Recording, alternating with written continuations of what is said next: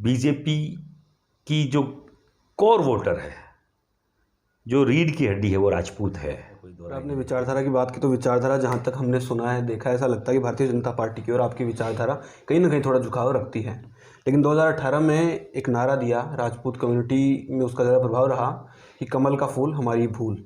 ये कहा 2018 में और उसको इसका खामियाजा भारतीय जनता पार्टी को उठाना पड़ा कहीं ना कहीं।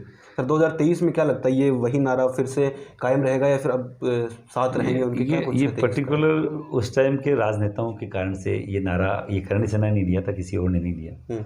ये हम लोगों ने नारा दिया था, श्री राजपूत करणी सेना ने। और कमल का फूल हमारी भूल, उल्टा फूल को भी हमने उल्टा लगा के क्रॉस करके पूरा हर एक राजपूत की गाड़ी पे उस टाइम का ये परिदृश्य आपने देखा होगा।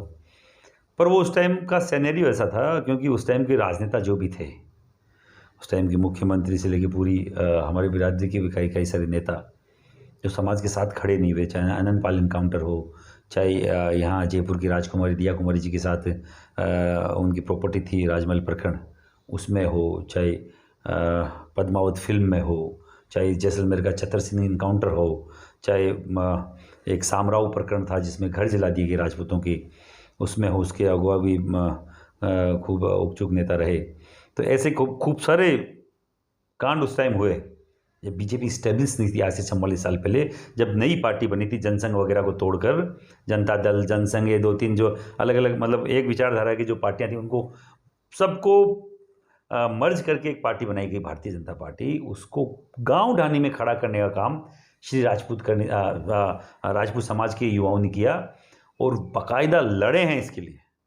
और अब जब स्टेब्लिश है, तब कहीं ना कहीं भारतीय जनता पार्टी अगर ये बोलती है कि राजपूत का क्या काम, तो उसका तो विरोध किया जाएगा, उसमें कोई दिक्कत नहीं है। तो 23 के बारे में क्या सोच रखते हैं आप? देखो अभी हाल फिलहाल इस 23 में तो इनका कार्यकाल बीजेपी वालों का रहा नहीं, कांग्रेस का था। तो कांग्रेस ने AWS वगैरह 2-3 चीज़ों में काफ़ी सहूलियत करी जो अनएक्सपेक्टेड थी राजपूत के लिए। पहली बार भारत के आज़ाद होने के बाद पहली बार राजपूत के लिए अगर कुछ काम किया गया, या क्षत्रिय के लिए कुछ काम, स्वर्ण के लिए कोई काम किया गया, तो 10% जो EWS है उसमें सरलीकरण का काम गहलोत साहब ने किया। और उसमें 2-4 मांगे अभी भी और हमारी है कि उसको 10% से बढ़ा के 15% किया जाए, उसको आयु सीमा में छूट हर जगह दी जाए, RS वगैरह जैसे जो है जो IPS जो IAS वगैरह की जो सेंटर की जो भर्तियां हैं, उसमें भी इसको EWS को लागू किया जाए। खूब सारी और 2-3-4 मांगे हैं जिसको राज्य सरकारें और केंद्र सरकारें माने।